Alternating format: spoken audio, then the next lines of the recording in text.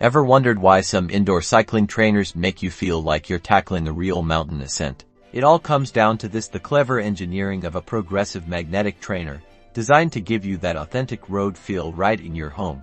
At its core, a progressive magnetic trainer uses a system of magnets to create resistance when your rear wheel spins.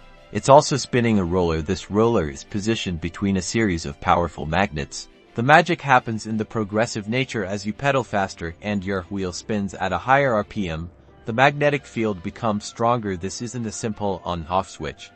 It's a smooth, gradual application of resistance. Think of it like a ramp. The faster you go, the steeper the ramp gets. This means that at lower speeds, the resistance is light, allowing for easy warm-ups or recovery rides. But as you accelerate, the magnetic resistance kicks in and increases proportionally. This mimics the natural feeling of encountering wind resistance or climbing a hill on an outdoor ride. This speed-dependent resistance is key. It ensures that your workout intensity naturally ramps up as your speed increases, making your indoor training sessions far more engaging and effective. So, you're not just pedaling against a fixed resistance.